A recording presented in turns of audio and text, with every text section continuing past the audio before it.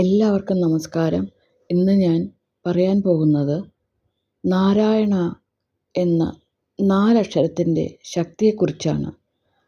കന്യാകുബ്ജ ദേശത്ത് പുരാതന കാലത്ത് അജാമിളൻ എന്ന ഒരു ബ്രാഹ്മണൻ ജീവിച്ചിരുന്നു. അദ്ദേഹം ഭാര്യയെ ദ്രോഹിക്കുന്നവനും പരസ്ത്രീകളുമായി നല്ലതല്ലാത്ത ബന്ധം പുലർത്തുന്നവനുമായിരുന്നു. ഭർത്താവിൻ്റെ സ്വഭാവദൂഷ്യം കാരണം ഭാര്യ ഉപേക്ഷിച്ചുപോയി. ഭാര്യ പോയതോടെ വേശ്യയായ സ്ത്രീയെ കൂടെ താമസിപ്പിച്ച് അജാമിളൻ ജീവിച്ചു പോന്നു.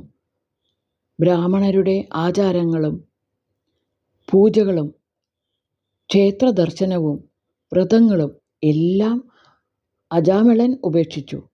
ചൂതുകളി, മോഷണം ഇവ തൊഴിലാക്കി. കാലം കടന്നുപോകവേ 10 പുത്രന്മാർ അയാൾക്കുണ്ടായി. അജാമിളൻ വൃദ്ധനായി. ഏറ്റവും ഇളയ പുത്രനായ നാരായണനോട് അതിരറ്റ വാത്സല്യം അദ്ദേഹത്തിനുണ്ടായിരുന്നു. അജാമിളൻ ഭക്ഷണം കഴിക്കുമ്പോൾ നാരായണനെയും അടുത്തിരുത്തി ഭക്ഷണം നൽകും. ഉറങ്ങുമ്പോൾ കൂടെ കിടത്തി ഉറക്കും. ആ കുട്ടിയോട് അതിരറ്റ വാത്സല്യം കാരണം ഒരു നിമിഷം പോലും പിരിഞ്ഞിരിക്കാറില്ല. നാരായണനെ സ്നേഹിച്ച് കാലം കഴിച്ചുകൂട്ടിയ അജാമിളന് തൻ്റെ മരണസമയം അടുത്തു വന്നത് വ്യസനമുണ്ടാക്കി. അസുഖം ബാധിച്ച് കിടപ്പിലായ അജാമിളൻ നാരായണനെ എപ്പോഴും അരികെയിരുത്തും. മരണസമയത്ത് യമകിങ്കരന്മാർ അജാമിളൻ്റെ ജീവനെ കെട്ടിവലിക്കാൻ പാശവുമായി വന്നു. ഈ സമയം മുറ്റത്ത് കളിച്ചുകൊണ്ടിരുന്ന നാരായണനെ അജാമിളൻ ഉറക്കെ വിളിച്ചു, "നാരായണ" എന്ന്.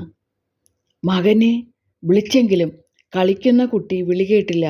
പക്ഷേ സാക്ഷാൽ വിഷ്ണു ഭഗവാൻ ആ വിളി കേട്ടു. 4 വിഷ്ണു പാർഷദന്മാർ അവിടെ പ്രത്യക്ഷപ്പെട്ടു.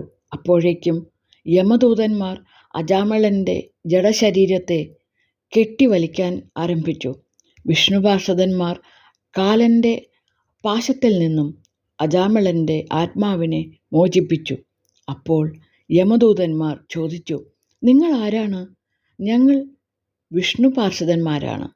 മഹാവിഷ്ണുവിൻ്റെ ആജ്ഞപ്രകാരം ഈ ആത്മാവിനെ വൈകുണ്ഠത്തിലേക്ക് കൊണ്ടുപോകാൻ വന്നതാണ്. അന്ത്യകാലത്ത് നാരായണ എന്ന 4 അക്ഷരം ഉരുവിട്ടതിനാൽ അദ്ദേഹത്തിൻ്റെ സ്ഥാനം സ്വർഗത്തിലാണ്." യമകിങ്കരന്മാർക്ക് യാഥാർത്ഥ്യം മനസ്സിലായി. അവർ മടങ്ങിപ്പോയി.